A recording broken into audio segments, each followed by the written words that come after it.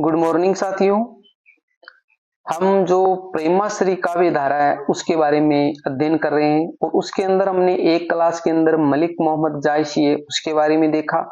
फिर दूसरी क्लास के अंदर जो अन्य कवि थे जिसके अंदर कुतुबन है, हमारे ईसाइत है, ये जो कवि थे उनके बारे में हमने कल देखा था। आज इस क्लास के अंदर हम और जो कवि रह गए उनके बारे में देखेंगे। फिर हमारा जो सूफी जो काव्य धारा है यानी जो निर्गुण काव्य धारा की जो दो शाखाएं थी, एक संत काव्य और एक सूफी काव्य, तो ये सूफी काव्य है वो कंप्लीट हो जाएगा। कहने का मतलब हमारा जो निर्गुण जो काव्य धारा है वो कंप्लीट हो जाएगा। तो मैं बीएल लूणा मेरे यूट्यूब चैनल स्टडी टाइम में आपका हार्दिक स्वागत करता हूं। अगर आप मेरे चैनल पर पहली बार विजिट कर रहे हो तो चैनल को सब्सक्राइब कर ले, बेल आइकन को ऑल पे प्रेस कर ले ताकि जब भी मैं कोई नया वीडियो अपलोड करूं तो उसका नोटिफिकेशन आपको तुरंत मिल सके। वीडियो आपको डेली मिल जाती है मॉर्निंग में 8 बजे, तो कंटिन्यू आप मेरे चैनल से जुड़े रहे। चाहे आप किसी भी एग्जाम की तैयारी कर रहे हो, आपकी अगर हिंदी भाषा है तो आप नियमित मेरे चैनल से जुड़ सकते हो। हिंदी के लिए आपको कहीं दूसरी जगह देखने की जरूरत नहीं पड़ेगी, सारा जो चीजें हैं वो अच्छे से मैं कवर करवा दूंगा। फर्स्ट ग्रेड और सेकंड ग्रेड का कोर्स मैंने अच्छे से करवा रखा है, उसकी एक प्लेलिस्ट बनी, वहां जाकर उसको आप अच्छे से वॉच कर सकते हो। इसके अलावा उसकी जो पीडीएफ फाइल है वो मैं टेलीग्राम पे सेंड करता हूं, तो उस टेलीग्राम को भी ज्वाइन कर लीजिए जिसका लिंक मेरे वीडियो के डिस्क्रिप्शन बॉक्स में। बिना समय गंवाए आज की क्लास की शुरुआत करते हैं। तो देखिए अन्य कवियों से संबंधित जो वर्णन है वो हम देखते हैं।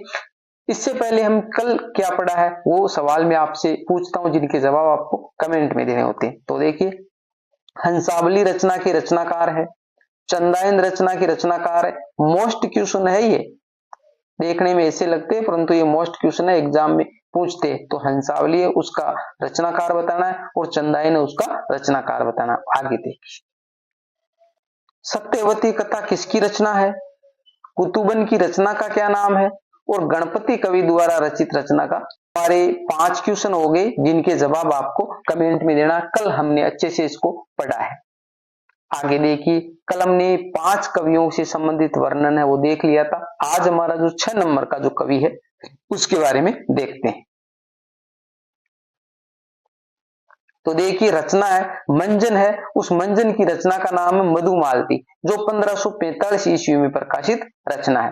भाषा की बात करें तो अवधि, मैंने आपको बता दिया कि जो प्रेमाश्री जो काव्य धारा है, प्रेमाश्री काव्य धारा में ज्यादातर जो कवि है वो किस भाषा में लिखे हैं, अवधि भाषा में। ठीक है, अवधि भाषा में इन्होंने लिखा है, तो भाषा इसकी अवधि है। नायक इसका मनोहर है, यानी नायक है जो मंजन है वो लेखक है और नायक है वो कौन है, यानी मनोहर है। रचना का नाम मधुमालती है, तो नायिका का नाम क्या है, मधुमालती। ज्यादातर जो प्रेमाश्री काव्य धारा में जो लेखकों ने जो रचनाएं की है वो नायिकाओं के नाम पर है, नायिकाओं के नाम पर है। जिस प्रकार हमने मधुमालती देखा, मृगावती देखा, पद्मावत देखा, तो ज्यादातर जो नाम है वो नायिकाओं के नाम पर रखे गए रचनाओं का। तो ये विशेषताएं हैं। आपसे एग्जामिनर जो क्वेश्चन पूछता है वो इसी प्रकार से पूछता है कि जो बेसिक चीजें होती है वो हमारे को ध्यान में नहीं रहती। वहां पर आपसे क्वेश्चन ऐसा भी पूछा जा सकता है कि ज्यादातर जो साहित्य नायिकाओं के नाम पर कौन सा लिखा गया है, तो वो प्रेमाश्री साहित्य। अब आप देखो कि ये तो हमने कभी पढ़ा ही नहीं, ये कहाँ लिखा हुआ। ठीक है, तो ये बेसिक चीजें आपको थोड़ा ध्यान में रखनी होती है। मधुमालती प्रेमाश्री काव्य धारा की एकमात्र रचना है जिसमें नायक सहनायिका को बहन के रूप में स्वीकार करता है। सहनायिका का मतलब सोत होता है, ठीक है, सोत होता है। तो ये मधुमालती है, ये एक अलग तरह की रचना है कि जिसके अंदर नायक है उस सहनायिका को बाद में क्या है, बहन के रूप में स्वीकार करता है। ये एकमात्र रचना है।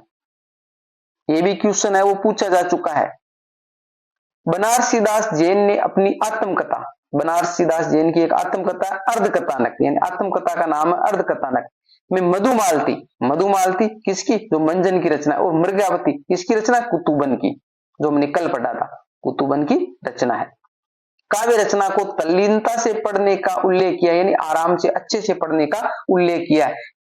ये भी क्वेश्चन है पूछा गया है कि जो मधुमालती और जो मृगावती रचना उसको तल्लीनता से पढ़ने का जो वर्णन है हमारे को किस रचना में मिलता है, तो जो अर्धकथानक है बनारसीदास जैन की। अब जो अर्धकथानक है वो क्या है कि एक आत्मकथा है खुद की लिखी हुई, यानी एक तो होती है आत्मकथा और एक होती है जीवनी, इसमें थोड़ा फर्क है। आत्मकथा और जीवनी में फर्क है। अब क्या फर्क है कि वो आत्मकथा वो लेखक खुद के बारे में लिखता है, आत्मकथा वो लेखक खुद के बारे में लिखता है, वर्णन वही होता है, आत्मकथा में भी वर्णन है वही खुद से संबंधित। दूसरी बात जीवनी है, जीवनी में किसी लेखक का वर्णन होता है, यानी आत्मकथा में तो खुद लेखक का वर्णन होता है और जीवनी में किसी दूसरे लेखक का वर्णन होता है या किसी दूसरे व्यक्ति का वर्णन होता है, जिसके अंदर लेखक है वो लिखता है दूसरे के बारे में, तो वो जीवनी हो गई। दूसरे के बारे में लिखता है वो जीवनी हो गई और खुद के बारे में लिखता है वो आत्मकथा हो गई। अब देखिए नोट, अर्ध कथानक हिंदी की प्रथम आत्मकथा मानी जाती है, मोस्ट है, यानी जो हिंदी की प्रथम आत्मकथा है वो अर्ध कथानक नाम है और किसकी है, बनारसीदास जैन की। आगे देखो वो है नंददास, रचना है रूप मंजरी, 1568 ईस्वी, भाषा इसकी ब्रज है। 8 नंबर है नारायण दास, रचना इसकी चिताई वार्ता, 1590 ईस्वी, भाषा इसकी राजस्थानी मिश्रित ब्रज है। अब राजस्थानी मिश्रित ब्रज मैंने आपको बताया कि जो राजस्थानी है उसके साथ में एक तो ब्रज भाषा जुड़ती है और एक राजस्थानी है, राजस्थानी उसके साथ में अपभ्रंश भाषा जुड़ती है। तो मैंने आपको आदिकाल जब पढ़ाया तो उस टाइम बता दिया कि राजस्थानी के साथ में अगर ब्रज भाषा जुड़ती है तो कौन सी शैली बनती है और राजस्थानी के साथ में अपभ्रंश भाषा जुड़ती है तो कौन सी शैली बनती है। अब उसके हिसाब से देखिए राजस्थानी के साथ में ब्रज भाषा जुड़ी है तो इसकी शैली कौन सी हो गई, ये मेरे को आप कमेंट में बताइए, मैंने आपको अच्छे से बताया है। अब आप सोच लो कि इसके बारे में तो आपने बताया नहीं, भाई वहां पर क्वेश्चन आएगा राजस्थानी मिश्रित ब्रज भाषा है उसके अंदर कौन सी शैली है, तो इसके अंदर जो शैली होती है उसका मेरे को आप कमेंट में जवाब दीजिए। यहाँ पर हम छोटा छोटा वर्णन देख रहे हैं कि जिस कवि से संबंधित या जिस लेखक से संबंधित जैसा पूछा जाता है वैसा ही हमने यहाँ पर वर्णन लिया, फालतू का लंबा चौड़ा कचरा करके हम इसको बड़ा नहीं बनाना चाहते, क्योंकि एक दिमाग की जो सीमा होती है उतना ही वो याद कर पाता है, ज्यादा कचरा होने से फिर वो मिक्स हो जाता है। आगे देखो उस्मान 9 नंबर का जो है, रचना इसकी चित्रावली 1613 ईस्वी में है, भाषा इसकी अवधी है, नायिक है वो सुजान है। यानी देखो चित्रावली, चित्रावली क्या नायिका, इसलिए मैंने यहाँ पर नायिका का नाम नहीं लिखा है क्योंकि ज्यादातर जो नायिका के आधार पर ही रचना का नाम रखा गया है। तो नायिका वो सुजान है और नायिका चित्रावली हो गई। जहांगीर के समय रचित, यानी जहांगीर का जो शासनकाल था उस टाइम ये रचित रचना है। आगे हमारा 10 नंबर का पुहकर कवि, रचना इसकी रसरतन 1618 ईस्वी। फिर हमारा शेख नबी, इसकी रचना ज्ञानदीप 1619 ईस्वी। आगे देखो आचार्य शुक्ल के अनुसार ये प्रेम गाथा परंपरा के अंतिम कवि माने जाते हैं, यानी ये आचार्य रामचंद्र शुक्ल के अनुसार जो प्रेम गाथा परंपरा उसके अंतिम कवि माने जाते हैं। फिर नरपति व्यास, रचना इसकी नलदमयंती 1626 ईस्वी। फिर मुकुंद सिंह है, इसकी रचना है नलचरित्र 1641 ईस्वी। इसमें ज्यादा समझाने वाली जरूरत नहीं है, आपको सिर्फ याद करना पड़ेगा इनकी रचनाओं को। 14 नंबर है ज्ञान कवि 1612 से 1664 ईस्वी, यानी इनका जन्म 1612 में हुआ था और 1664 में इसकी मृत्यु हुई थी ज्ञान कवि। इसकी रचना का नाम है लेले मजनू, लेले मजनू। तो 17वीं शताब्दी में सर्वाधिक प्रेमाख्यानक रचना करने वाले कवि माने जाते हैं, यानी सबसे ज्यादा प्रेमाख्यानक काव्य इन्होंने लिखा है 17वीं शताब्दी में। कितने लिखे, कुल ग्रंथ इन्होंने 78 लिखे थे, कुल ग्रंथ कितने लिखे थे 78, और उनमें से 29 जो प्रेम ख्यानात्मक यानी प्रेम से संबंधित वर्णन उसमें मिलता है। और ये मोस्ट ये लाइन पूछी गई है कि जो ज्ञान कवि है उन्होंने कुल कितने ग्रंथ लिखे थे, जो 78 लिखे थे, और उनमें से कितने प्रेमाख्यानक ग्रंथ थे, तो वो 29 थे। आगे देखो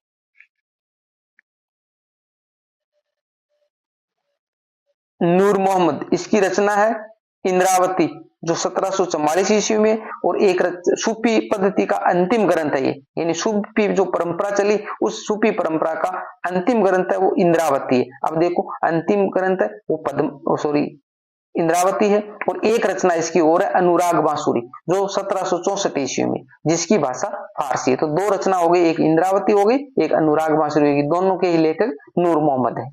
फिर है कासिम शाह, इसकी रचना का नाम है हंस जवाहिर जो 1736 ईस्वी में। ठीक है, तो ये जो प्रेमाख्यानक जो काव्य था, प्रेमाख्यानक, जिसको हम सूफी काव्य भी बोलते हैं। तो इसका जो वर्णन है, जिसके अंदर जो सारे लेख कवि थे, इनसे ही संबंधित एग्जाम में अक्सर क्वेश्चन पूछे जाते हैं। इतना अगर मैटर आप अच्छे से ध्यान रख के पढ़ लेते हो तो आपका क्वेश्चन है इनमें से गलत होने वाला नहीं है। कहीं दूसरी जगह जाकर आपको ज्यादा मैटर पढ़ने की जरूरत नहीं, गाइड में बहुत लंबा चौड़ा दिया होता है, वो उतना पढ़ने की जरूरत नहीं होती है। ठीक है, क्लास पसंद आई है तो इसको लाइक करिए, अपने दोस्तों के साथ में भी शेयर कीजिए, जो फायदा आपको मिले अपने दोस्तों को भी मिल सके। चैनल को भी तक आपने सब्सक्राइब नहीं किया तो सब्सक्राइब जरूर कर लीजिए। कल वाली जो क्लास होगी उसके अंदर हम सगुण जो काव्य धारा है, क्योंकि जो निर्गुण थी, निर्गुण काव्य धारा है, उसके बारे में हमने अच्छे से पढ़ लिया। अब कल वाली जो क्लास होगी उसके अंदर हम सगुण काव्य धारा के बारे में पढ़ेंगे। तो मिलते हैं अगली वीडियो में, तब तक के लिए जय भीम जय भारत।